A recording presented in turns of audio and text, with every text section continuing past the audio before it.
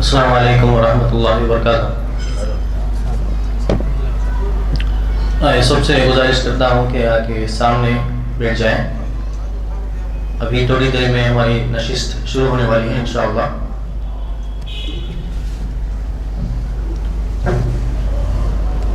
میں شیخ صاحب کو دعوت دیتا ہوں کہ وہ آئیں اسٹیج پر اور اپنے جو موضوع ہے اس پر بیان کریں۔ شیخ صاحب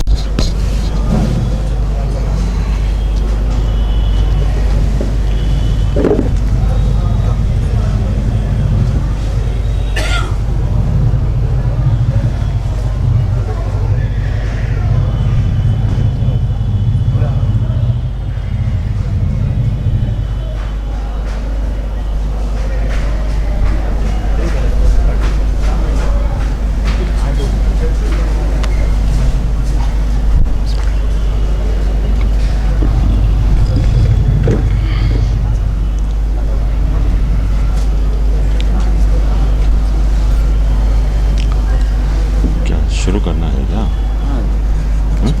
شروع کرنا۔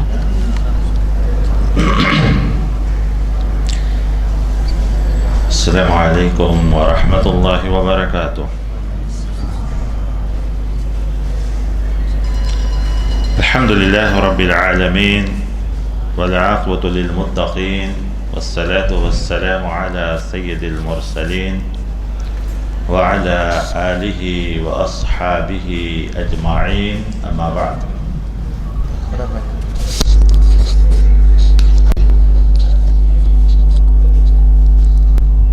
اعوذ باللہ من الشیطان الرجیم، بسم اللہ الرحمن الرحیم۔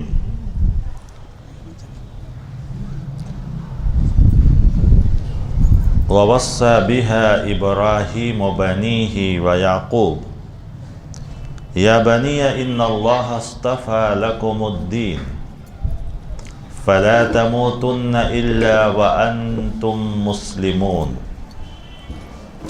ام کنتم شہداء اذ حضر یعقوب الموت اذ قال لبنیہ ما تعبدون من بعدی قالوا نعبد الہک و الہ آبائک ابراہیم و اسماعیل و اسماعیل و اسحاق الہا واحدا ونحن له مسلمون۔ صدق اللہ۔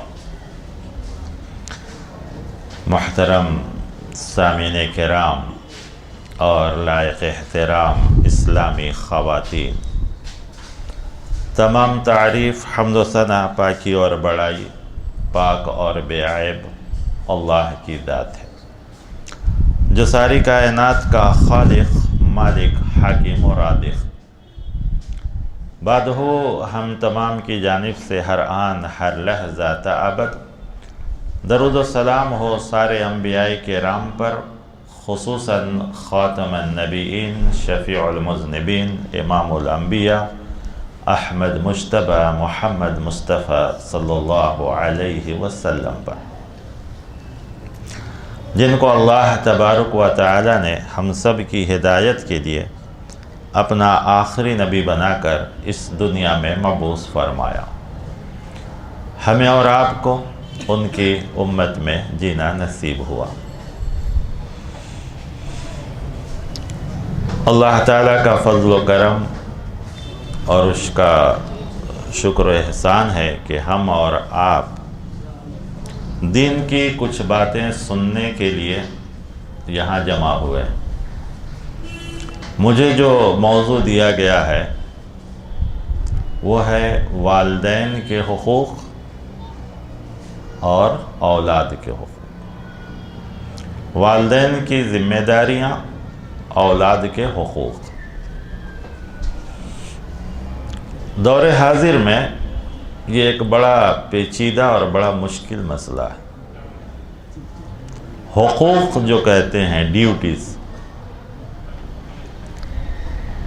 اللہ تبارک و تعالی نے دو قسم کے حقوق رکھے ہیں۔ ایک اللہ کا حق بندوں پر، اور دوسرا بندوں کا حق بندوں پر، یعنی حقوق اللہ اور حقوق الناس۔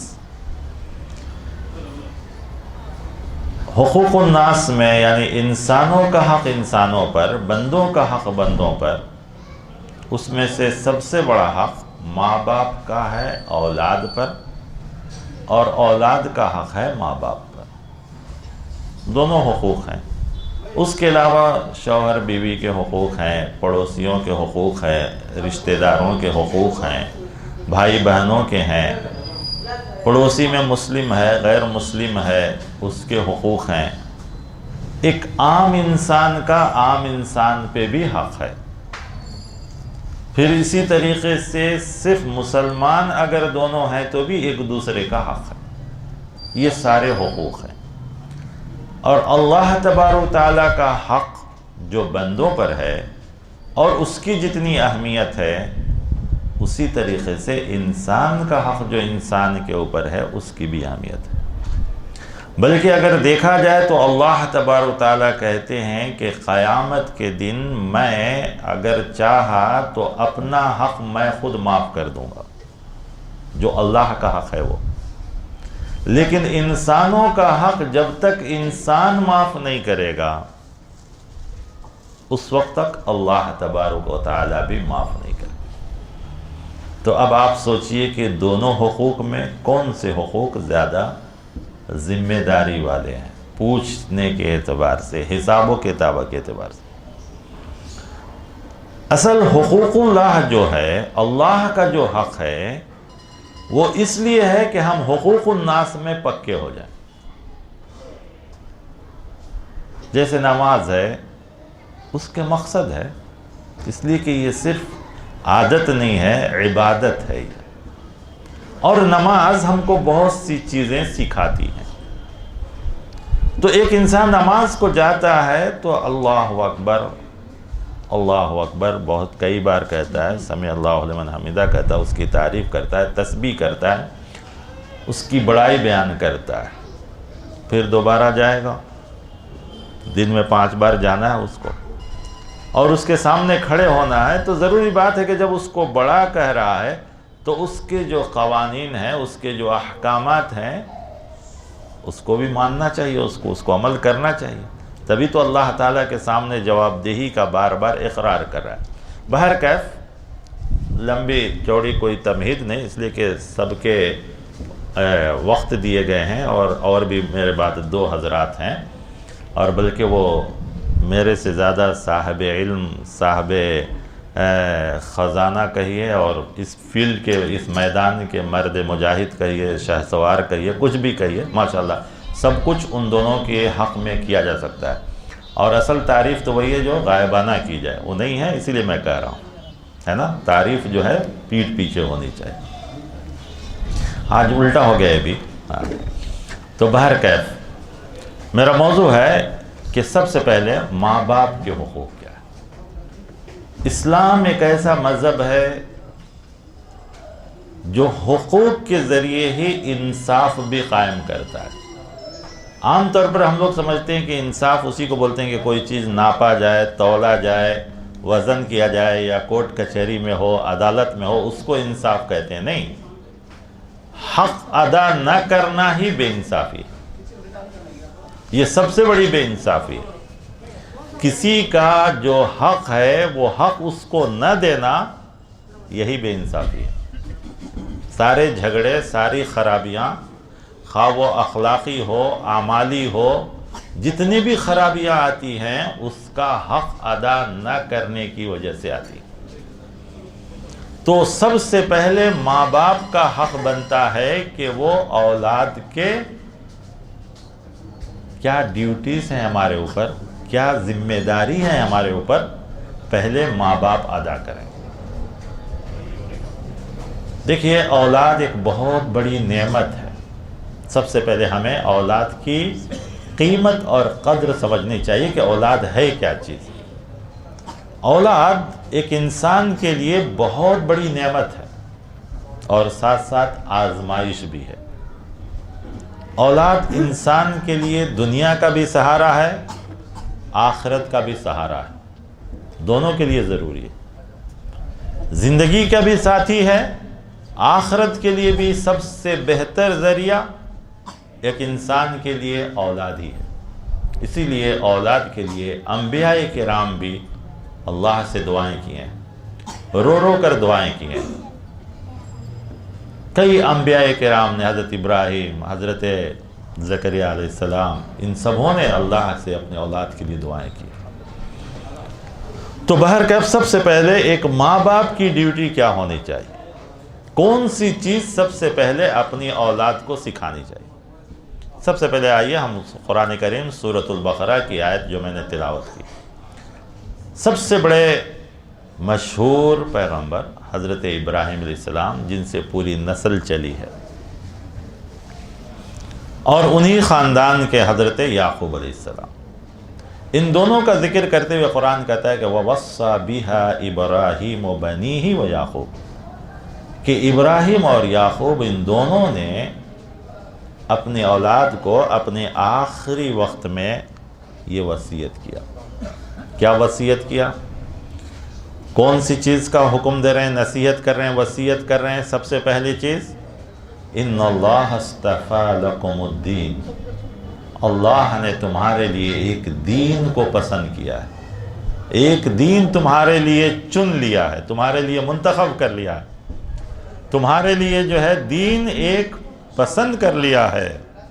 فلا تموتن الا وانتم مسلمون، اب تمہارے آخری وقت یعنی موت آئے تو اسی دین پر آئے۔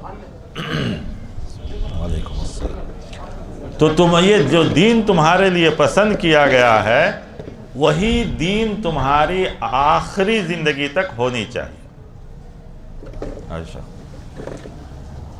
اللہ تبارک و تعالیٰ ان دو بڑے انبیاء کا ذکر کر کے کریں کہ ان لوگوں نے بھی اپنی اولاد کو سب سے پہلے جس چیز کی نصیحت کی ہے وہ دین کا، کہ تمہارے لیے اللہ نے جس دین کو پسند کیا ہے وہ دین اسلام ہے، اور تمہارا خاتمہ اسی دین پر ہونا چاہیے۔ صرف یہی نہیں، اللہ تبارک و تعالیٰ اس کے بعد والی آیت میں کہتے ہیں، کیا تم اس وقت حاضر تھے جس وقت حضرت یعقوب علیہ السلام کو موت کا وقت قریب ہوا؟ حالانکہ ہم اور آپ جانتے ہیں کہ ایک بزنس مین اپنے بچے کو تاجر ہی بناتا ہے، بزنس مین بناتا ہے، کام کاج کرنے والے، نوکری کرنے والے کوشش کرتے ہیں ان کے بچے اسی میں ہو، گورنمنٹ نوکری والے رہتے ہیں تو اپنے بچے کو نوکری میں ہی بھیجتے ہیں۔ تو ایک اصول ہے کہ ہر آدمی جو جیسا ہوتا ہے اس کی اولاد ویسی ہی ہوتی ہے، اور خصوصاً یہ جو نبی ہیں یہ کوئی ایسے نہیں ہیں، بلکہ چار پشت، ان کی 4 جنریشن، 4 نسل انبیاء کا سلسلہ رہا۔ لیکن ایسے کہ سردار جو ہے کہہ رہے ہیں، اپنے بیٹوں کو آخری وقت میں بلا کر پوچھتے ہیں کہ اذ قال لبنیہ ما تعبدون من بعدی، میرے بعد تم کس کی عبادت کرو گے؟ تو سب سے ضروری چیز جو ایک اولاد کے لیے، ایک انسان کے لیے، وہ کون سی چیز ہے؟ میں یہ نہیں کہتا کہ آپ ان کے لیے جائیداد نہ بنائیں، دولت نہ بنائیں، گھر نہ بنائیں، اسلام اس کو منع نہیں کرتا ہے، لیکن سب سے اہم چیز کون سی ہے؟ سب سے اہم چیز ہے دین۔ اگر یہ رہے گا تبھی آپ کی ساری چیزیں باقی رہیں گی، اگر یہ نہیں ہے تو آپ کی ساری چیزیں بیکار ہوں۔ آپ مسلمانوں کی تاریخ نہیں، دوسری قوموں کی بھی اٹھا کر دیکھ لیں، دور جانے کی ضرورت نہیں، کہ اسی شہر میں بھی دیکھ سکتے ہیں کہ جن کے پاس کافی مال دولت سب کچھ تھا، اپنے وقت کے بڑے لوگ کہلاتے تھے، لیکن جب اولاد کی صحیح تربیت نہیں کی تو وہ ساری دولتیں بھی گئی اور پورا خاندان بھی تباہ، ادھر ادھر، اور نہ جانے کیسی کیسی حالتوں میں گزری۔ تو سب سے بڑی چیز ہے اولاد کی تعلیم و تربیت، اور وہ تربیت سب سے پہلے دین کی ہو سکتی ہے، اس لیے کہ اس سے بہتر کوئی چیز نہیں۔ جو آدمی اللہ کے حقوق کا خیال نہیں رکھے گا وہ انسانوں کے حق کا بھی خیال نہیں رکھے گا۔ یہی وجہ ہے کہ خطبہ نکاح میں بھی بار بار اتقوا اللہ آتا ہے، حالانکہ وہ خوشی کی محفل ہے، مسرت کی محفل ہوتی ہے شادی، اس میں آیتیں جو انتخاب کی گئی کیوں بار بار اللہ سے ڈرو، اللہ سے ڈرو، اللہ سے ڈرو؟ اس لیے کہ جو آدمی جب تک اللہ کا صحیح حق ادا نہیں کرے گا وہ انسانوں کا حق بھی ادا نہیں کر سکتا۔ لہذا آج کے دن یہ دونوں ایک دوسرے کے حقوق عائد ہو رہے ہیں دونوں کے اوپر، تو بتلایا جا رہا ہے کہ تم پہلے اللہ کے حق میں پابند رہو تبھی تم انسانوں کے حق میں بھی پابند رہو۔ لیکن آج ہم دیکھتے ہیں کہ بعض لوگ اللہ کے حقوق میں نماز، روزہ، زکوٰۃ، صدقات، خیرات بہت پابندی، حقوق الناس میں بالکل، اور اگر ان دونوں چیزوں میں پکے ہیں تو معاملات میں، اخلاق میں، ان سب چیزوں میں بہرکیف اولاد کے لیے سب سے پہلی چیز ماں باپ کی ضرورت ہے کہ وہ اپنے اولاد کی تعلیم، تربیت اور ایمان کی فکر کریں۔ تو کہا گیا کہ تم میرے بعد کس کی عبادت کرو گے؟ وہ بھی چونکہ اسی گھرانے سے تعلق تھے، فوراً کہا نعبد الہک و الہ آبائک ابراہیم و اسماعیل و اسحاق الہ واحد، ہم آپ ہی کی طرح، جس طرح آپ کے خاندان کے بڑے اور آپ کے بعد جو لوگ آئیں گے یہ سب جو بڑے ہیں، ہم انہی کی طرح ایک اللہ کی عبادت کریں۔ معلوم ہوا کہ سب سے پہلے ایک اللہ کی تعلیم بچوں کو دینی چاہیے۔ اس حدیث کو بھی آپ یاد کر لیجئے جس میں کہا گیا کہ بچہ جب بات کرنے لگے تو سب سے پہلے اس کو کیا سکھاؤ؟ سبحان اللہ، اللہ اکبر، لا الہ الا اللہ، یہی تعلیم دینے کی دی گئی۔ یہ سب کس اللہ کی ہے؟ یعنی اس ایک اللہ کی۔ پھر اس کے علاوہ اور ایک نبی کا جو ہمارے اور آپ کے لیے وہ بھی جو ہے ایک حیثیت رکھتے ہیں، حضرت لقمان علیہ السلام،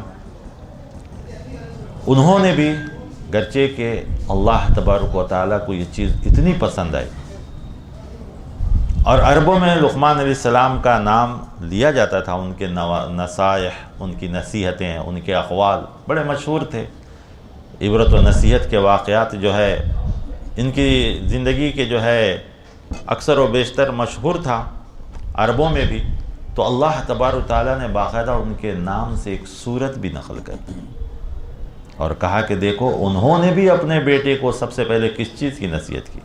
کہا اذ قال لقمان لابنہ وہو یعظہ یا بنی لا تشرک باللہ، ایک اللہ کی ہے، ایک اللہ سے ہٹیں گے تو شرک ہوگا۔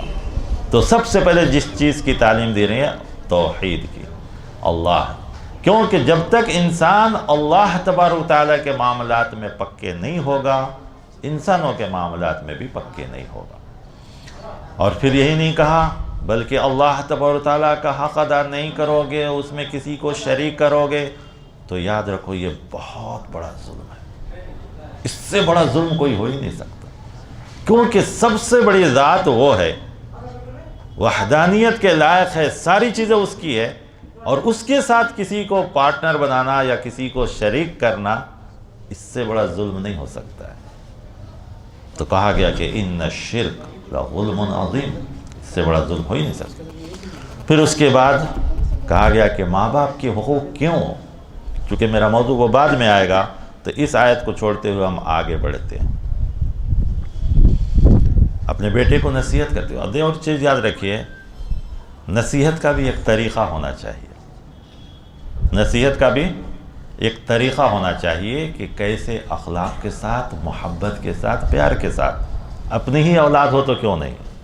اس آیت میں جو پورے حضرت لقمان علیہ السلام نے اپنے بیٹے کو بار بار کہا یا بنیا، آپ جانتے ہیں جو لوگ گرامر پڑھے ہوں گے عربی، کیا ترجمہ کریں گے آپ؟ یعنی ایک محبت کے ساتھ، اے پیارے بیٹے، محبت کے ساتھ اپنے بیٹے، میرے بیٹے، پیارے بیٹے، اس طریقے سے محبت کے ساتھ بلا رہے ہیں۔ حضرت ابراہیم علیہ السلام کا بھی واقعہ آتا ہے کہ انہوں نے اپنے باپ کو کہا تھا، تو انہوں نے بھی اسی طریقے سے جہاں جہاں قرآن میں آیا ہے اے ابا جان، ایک محبت کے ساتھ نصیحت کرنی چاہیے، اخلاق کے ساتھ، تبھی اس کا اثر ہوتا ہے اور اس نصیحت کے فائدے بھی ہوتے ہیں۔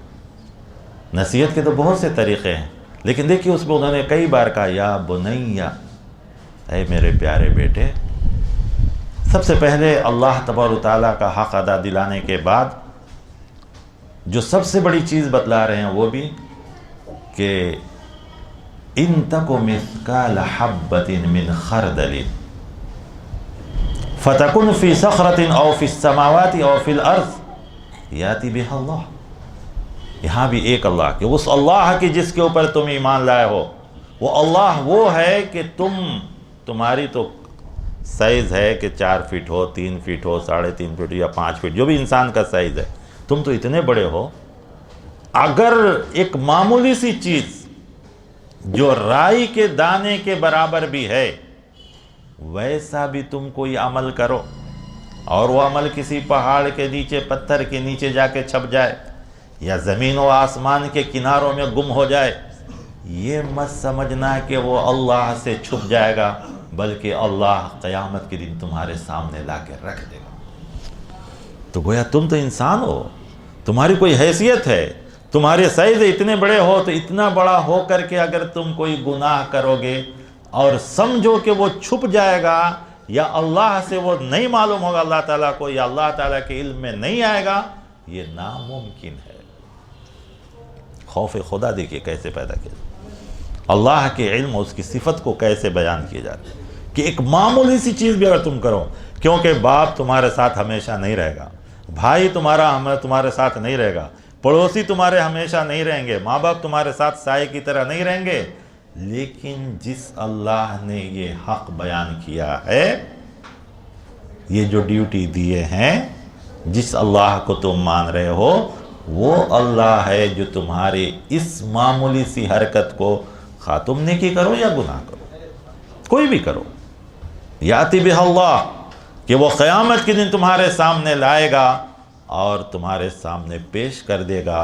ان اللہ لطیف خبیر، اس لیے کہ جس اللہ پر تم ایمان لائے ہو، اس اللہ کی صفت یہ ہے کہ وہ باریک سے باریک چیزوں کو بھی تمہارے سامنے پیش کر دے گا۔ وہ لطیف بھی ہے، خبیر بھی ہے، وہ ہر ایک چیز کی خبر رکھنے والا ہے، لہذا تمہارے سامنے آسانی کے ساتھ وہ تمہارے سامنے پیش کر دے گا۔ تو یہ تعلیم ہمیں سب سے پہلے اللہ کا جو تعلیم، اللہ کا جو حکم ہے، اپنے بندوں کو اس طریقے سے ہم اور آپ جو ہے پیش کریں گے۔ پھر اس کے بعد وہ کہتے ہیں یا بنی اقم الصلاۃ، اے لڑکے، اے بیٹے، نماز کو قائم کرو، اس لیے کہ یہ سب سے پہلے اللہ کا حق ہے اور یہ پہلا حق ہے جو تمہارے اوپر عائد ہوتا ہے، اور یہ نماز بھی تم کو بہت سی چیزوں میں کامیاب کرے گی۔ اقم الصلاۃ، نماز کو قائم کرو، وامر بالعرف، اور تم بھلائی کا حکم دو، وانہی عن المنکر، برائی سے روکو، واصبر علی ما اصابک، اور جو تمہیں جو کچھ بھی تکلیف ہوگی اس کے اوپر صبر کرنا، ان ذلک من عزم الامور، اس لیے کہ یہ بہت بڑی ذمہ داری اور بہت بڑے کام ہے یہ سب۔ پھر اس کے بعد کہا وَلَا تُصَعِّرْ خَدَّكَ لِلنَّاسِ، اب یہاں سے اخلاق کی تعلیم دی جا رہی ہے۔ ایمانیات کے بعد عبادات کا ذکر ہوا، اب اس کے بعد اخلاق کا، کہ تم کو اکیلے نہیں رہنا ہے دنیا میں، تم کو ایک سوسائٹی میں رہنا ہے، ایک معاشرے میں رہنا ہے، ایک دوسرے سے مل جل کے رہنا ہے۔ تو جب اس وقت رہو گے تو تمہارا ایک دوسرے کے ساتھ پیش آنا ہے، تو کیسے پیش آنا؟ وَلَا تُصَعِّرْ خَدَّكَ لِلنَّاسِ، اپنے چہروں کو، اپنے گال کو ہمیشہ پھلا کے مت رکھنا، یعنی فخر، غرور، تکبر، آگے وہ بھی الفاظ آ رہے۔ پیارے نبی محمد رسول اللہ صلی اللہ علیہ وسلم کیا فرماتے؟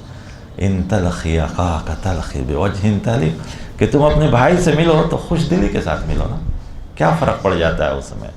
کچھ چلا تو نہیں جاتا ہے۔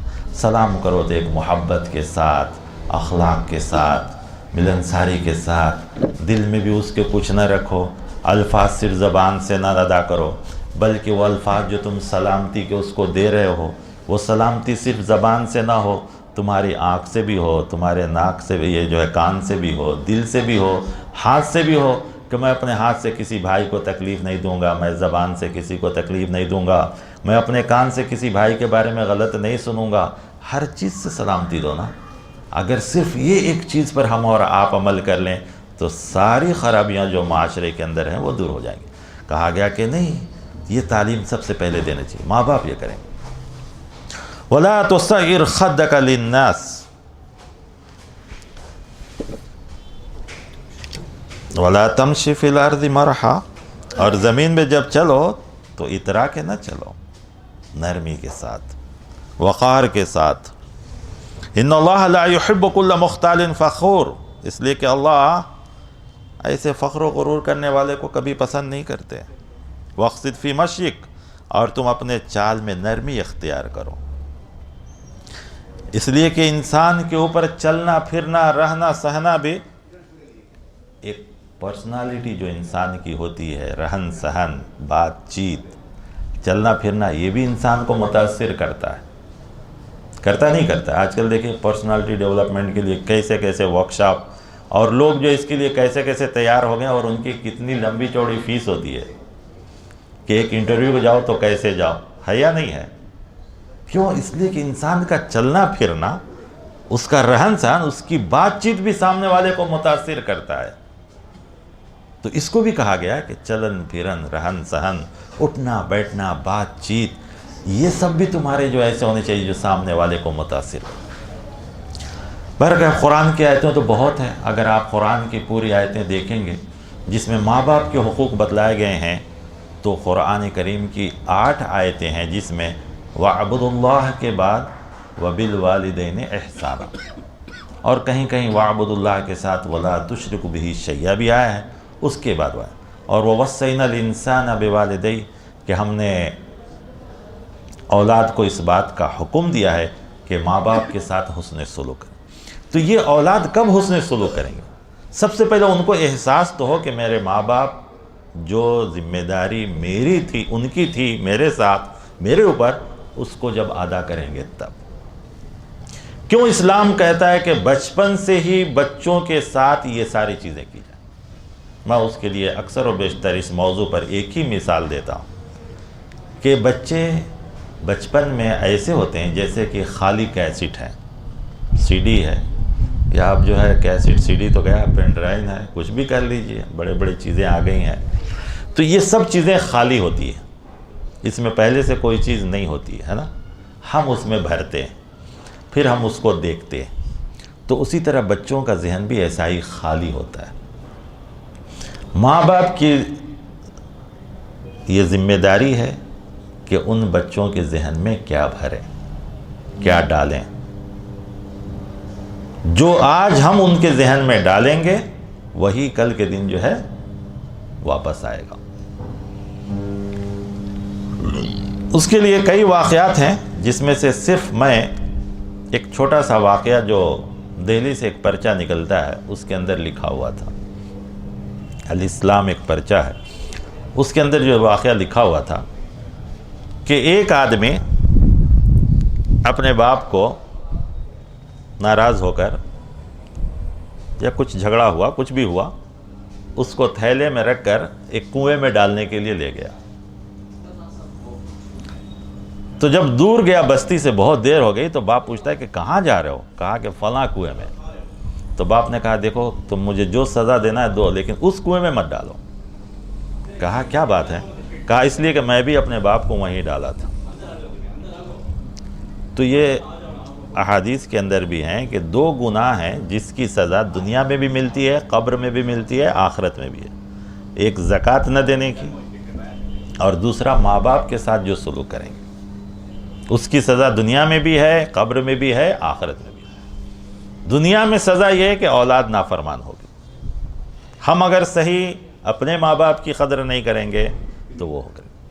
بہرکیف اولاد کی ذمہ داری اس لیے بھی ہے کہ آپ دیکھتے ہیں بہت سے لوگ آج کل کا خصوصاً جو ماحول ہے، پہلے یہ سب نہیں تھا. پہلے تو بچوں کے ساتھ جیسی تربیت کرنی ہوتی ویسی ہوتی. آج کل ہم اور آپ چونکہ میڈیا کے انڈر میں ہوتے ہیں، میڈیا میں جو کچھ کہا جاتا ہے وہی ہم سنتے ہیں. آپ لوگ ویسے نہیں ہیں ماشاءاللہ، بلکہ آپ لوگوں کے سامنے تو یہ تقریر بھی ضرورت نہیں ہے، سب پڑھے لکھے لوگ ہیں.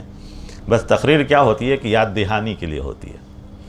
تو اکثر آج کل ماں باپ کو پوچھئے کہ اولاد کے ساتھ کیسا نہیں، مسئلہ ابھی تو چھوٹا ہے، ابھی تو ایسا ہے، ابھی ذرا بڑا ہوگا. بہت سے لوگوں کو تو آپ دیکھیں گے بچپن میں بچوں کے کپڑوں میں بھی فرق نہیں کرتے، کہتے ہیں بچے ہیں دو بھی چلتا ہے. کیا آپ سمجھتے ہیں کہ لباس کا اثر نہیں ہوتا؟ کیا آپ سمجھتے ہیں کہ لباس کا اثر نہیں ہوتا ہے بچوں کے اوپر؟ لباس کا بھی اثر ہوتا ہے، ہر چیز کا اثر ہوتا ہے انسان کے اوپر. اگر اس کا اثر نہیں ہوتا تو اسلام لباس کی تعین نہیں کرتا کہ ایسا لباس مردوں کا، ایسا لباس عورتوں کا. کیوں نہیں تعین اس لیے کیا کہ اس کا بھی انسان کے اوپر اثر پڑتا ہے. تو بہت سے لوگ اس میں بھی فرق نہیں کرتے، بات چیت میں بھی فرق نہیں کرتے. لڑکی ہے بیٹا بلاتے ہیں، ہے نا، بہت سے لوگ ہیں ایسے بھی. تو بہرکیف ان سب چیزوں کا بھی کیوں. آپ دیکھیے ایک مالی ہے، آپ اس کو کیا کہیں گے، یعنی گارڈنر، وہ کیا کرتا ہے، چھوٹے چھوٹے پودوں کو کیا چھوڑ دیتا ہے کہ نہیں بڑا ہونے کے بعد جتنے سائز کا ہم کو چاہیے اتنا سائز ہونے کے بعد ہم اس کا شیپ بنائیں گے؟ نہیں، وہ شروع سے ہی کاٹتا ہے. جیسا اس کو گھمانا ہے شروع سے ہی گھماتا ہے. کیا وہ نہیں کر سکتا ہے کہ بڑا ہونے کے بعد، ڈالیاں موٹی ہونے کے بعد اس کو جیسا چاہے اس کو گھمائے؟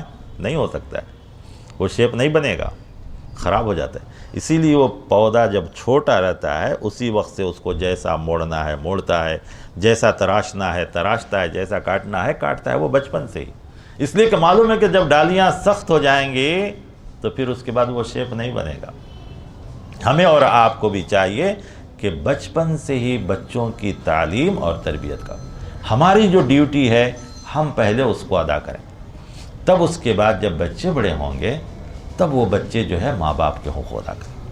اب بچوں کے اوپر ماں باپ کے حق کیا ہے؟ تو میں نے ابھی جیسا کہ ذکر کیا کہ خود حضرت لقمان علیہ السلام جو ہے تو اس میں بھی یہی ہے کہ ماں باپ کے حقوق. دنیا میں ایک اولاد کے لیے سب سے قیمتی چیز اگر کوئی ہے اللہ کے بعد، دین کے بعد، تو وہ ماں باپ.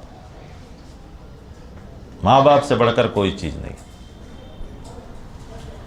سب سے بڑی چیز، سب سے بڑا سایہ، سب سے قیمتی چیز اگر ماں باپ کے لیے ماں باپ ہیں، اس کے علاوہ کوئی چیز. آپ دیکھیے ہر چیز آپ کو مل سکتی ہے، ہر چیز آپ کو مل سکتی ہے، لیکن ماں باپ کسی انسان کو نہیں مل سکتا.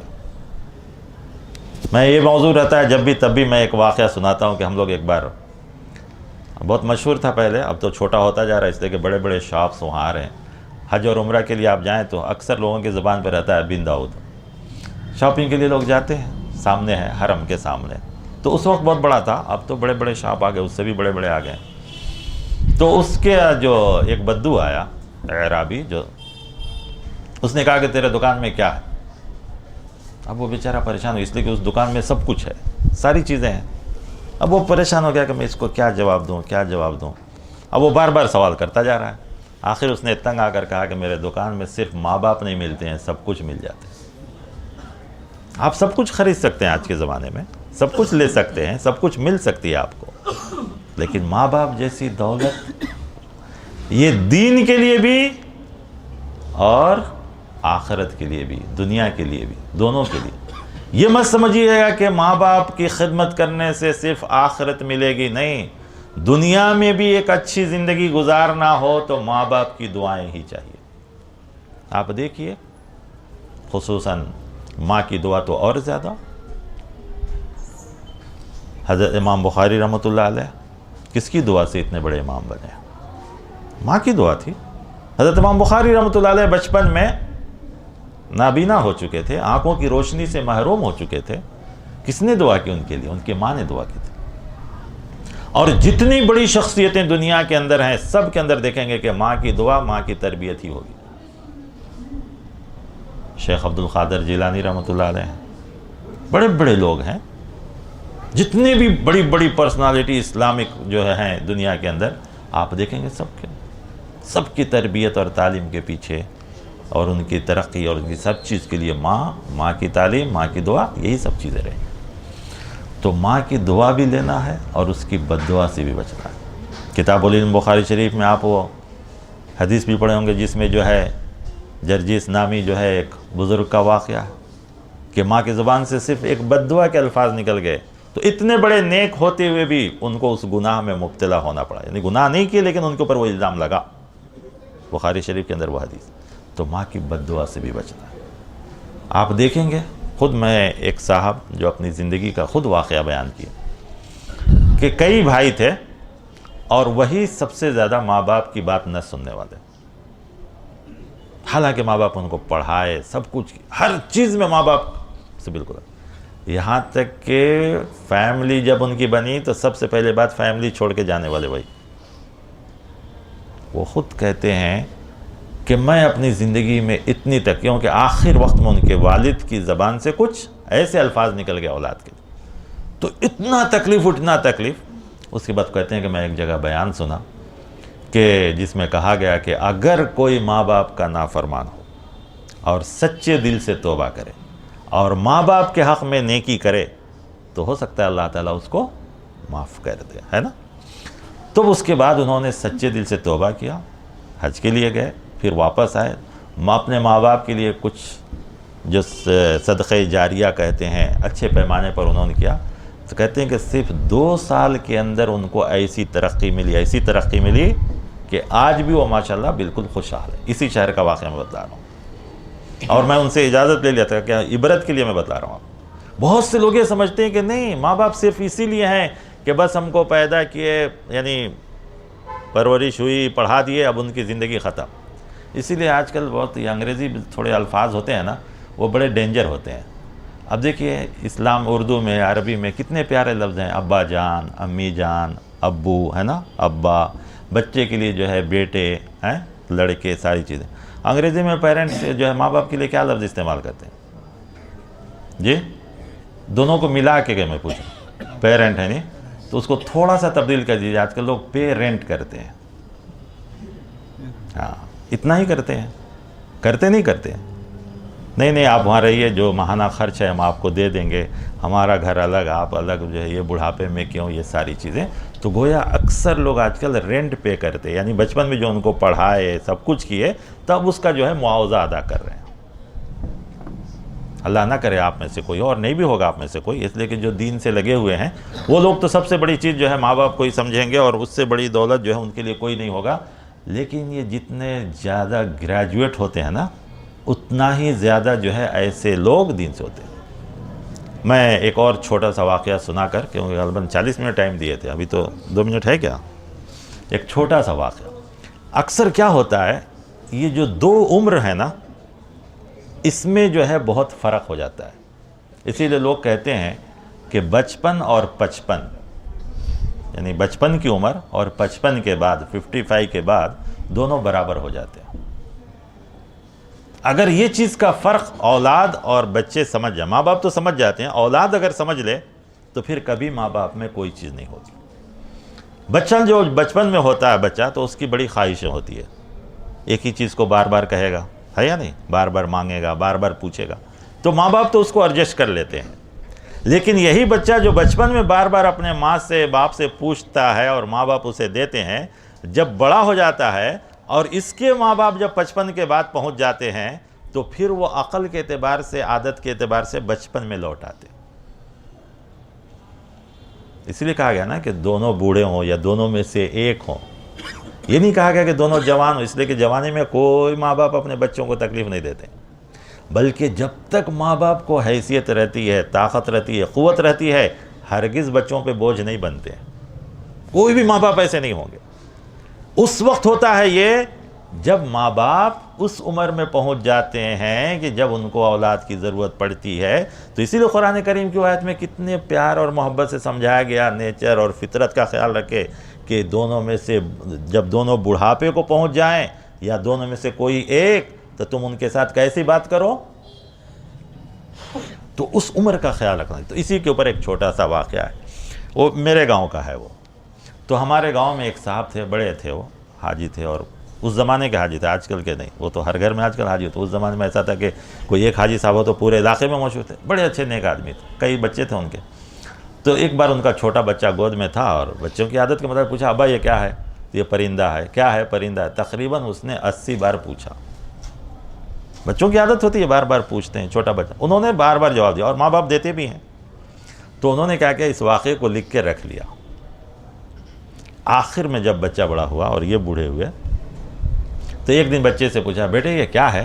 کہا پرندہ ہے. پھر تھوڑی کیا ہے؟ پرندہ ہے. تیسری بار جب پوچھا تو بیٹا کہ جی کیا بھی کام نہیں ہے, خاموش بیٹھو نا, معلوم نہیں ہم انکھیاں سے دکھتا نہیں. آخر میں انہوں بولے کہ اچھا ٹھیک ہے جاؤ, وہ پرانی الماری ہے نا. اب پرانی الماری سنتے ہی منہ میں پانی آنے لگا اس کے, پورا خزانہ وہیں ہے. جاؤ اس کے اندر جو ہے ایک ڈائری ہے اندر کے کبورڈ میں, اور وہ لے کر آؤ. اب سوچا کہ شاید چیک وغیرہ پورا اسی میں ہوگا, اکاؤنٹ نمبر اسی میں ہوگا. بہت تیزی سے گیا, لے کر آیا. کہا فلاں پیج اٹھاؤ. اٹھا کے دیکھا تو کہا دیکھ, جب تو بچہ تھا تب مجھے 80 سے 90 بار پوچھا تھا یہ پرندہ ہے پرندہ ہے, میں تجھے جواب دیا تھا. آج میں تجھ سے صرف 3 بار پوچھا ہوں, صرف 3 بار میں یہ حالت ہے. تو یہ چیز کو ہمیں سمجھنا ہے. کیوں قرآن کریم نے کہا کہ دونوں میں سے دونوں بوڑھے ہوں یا دونوں میں سے ایک ہوں؟ اس وقت تم کہو قولہ قولا کریما قل لہم قولا کریما, کہ اس وقت نرمی سے وَخْفِضْ لَهُمَا جَنَاحَ الذُّلِّ, تم اپنے بازوؤں کو ان کی خدمت کے لیے جھکا دو. اس لیے کہ اسی وقت تم کو یاد کریں گے جب تک ان کو طاقت اور قوت تھی وہ تم کو نہیں تکلیف دیتے, تو تم کو نہیں پریشان کرتے, تمہارے محتاج بھی نہیں ہوتے. البتہ تمہاری شادی ہو جاتی ہے, بڑے ہو جاتے ہو, بچے ہو جاتے ہو, تب بھی ماں باپ پوچھتے رہتے ہیں کہ بیٹے آ گیا وقت پر, کھایا نہیں کھایا, سویا نہیں کھایا, سب پوچھتے ہیں. لیکن یہی بچے بڑے ہو گئے تو یہ عمر کا تقاضا ہوتا ہے. لہذا اپنا بچپنا یاد کر لیں اور ساری چیزیں ہوں تو انشاءاللہ میں سمجھتا ہوں کہ دونوں اگر ایک دوسرے کے حقوق ادا کریں, اولاد یعنی ماں باپ پہلے اولاد کے حق ادا کریں, تو اولاد بھی انشاءاللہ ماں باپ کے حق. آج بھی ایسے لوگ ہیں بہت سے کہ ابھی اسی شہر میں ماں 90 سے قریب زیادہ عمر ہو چکی ہے. یہ مت سمجھیے گا کہ یہ واقعات صرف پرانے زمانے میں ہوتے ہیں, آج بھی ہیں لوگ اچھے جو ماں باپ کے لیے سب کچھ کرتے, سب کچھ کرتے. بوڑھی ماں ہے, آنکھوں کی روشنی سے محروم ہے, تب بھی 24 گھنٹے اپنی ڈیوٹی کے ساتھ, حالانکہ گورنمنٹ کے بڑے پوسٹ پر ہیں, لیکن وہ اپنے ماں کی خدمت ادا کرتے. اور آپ اور ہم جانتے ہیں قائد ملت یہی تھے نا. آپ کو معلوم ہے قائد ملت ایک بار اپنے ماں کے پاؤں دبا رہے تھے. قائد ملت, ماں کو نیند آ گئی تب بھی پیر دبا رہے ہیں. آخر کئی گھنٹے کے بعد ماں کو کہا بیٹے تم سو جا. کہا امی آپ منع نہیں کی تو میں کیسے جا کے سو جاؤں. آپ ذرا سوچ سکتے ہیں, ایک اندازہ ہے قائد ملت کی اس وقت کیا عمر رہی ہوگی, کیا جوانی میں یا بچپن میں؟ نہیں, جس وقت قائد ملت کی عمر 54 سال تھی اس وقت انہوں ماں کے پیر دبا رہے تھے. تو نیک لوگ ہمیشہ ہوتے ہیں. اب آئیے ہم میں اور آپ میں کہ ہم اور آپ اپنے ماں باپ کے ساتھ کیسا سلوک کریں. اللہ تعالیٰ مجھے بھی اس کی توفیق دے. لیکن میرے ماں باپ تو دنیا سے جا چکے ہیں, تو میں ان کے حق میں دعا کرتا ہوں. اور آج جو کچھ بھی ہوں میرے ماں باپ کی تعلیم اور ان کی محنت کی وجہ سے ہے. اسی لیے میں جب بھی ممبر پہ چڑھتا ہوں اور بیان کرتا ہوں تو سب سے پہلے ان کے لیے دعا کرتا ہوں کہ اللہ تعالیٰ ان دونوں کو جنت الفردوس عطا فرمائے. اور اگر ہم نے ان کی خدمت میں کوئی کمی کی ہے تو اللہ تعالیٰ مجھے بھی معاف فرمائے, اور آپ سب کو بھی اللہ تعالیٰ ماں باپ کی قدر و قیمت کرنے کی توفیق عطا فرمائے, اولاد کے حقوق ادا کرنے کی توفیق عطا فرمائے. السلام علیکم ورحمۃ اللہ وبرکاتہ.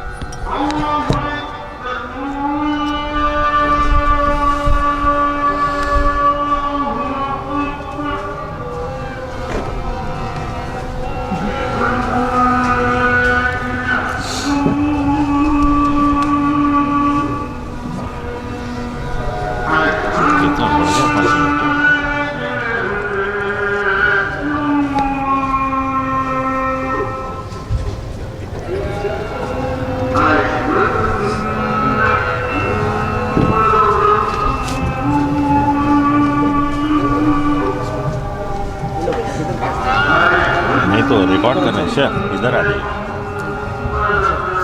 شیخ ادھر آ جائیے, بیچ میں وہ ریکارڈ کریں گے تو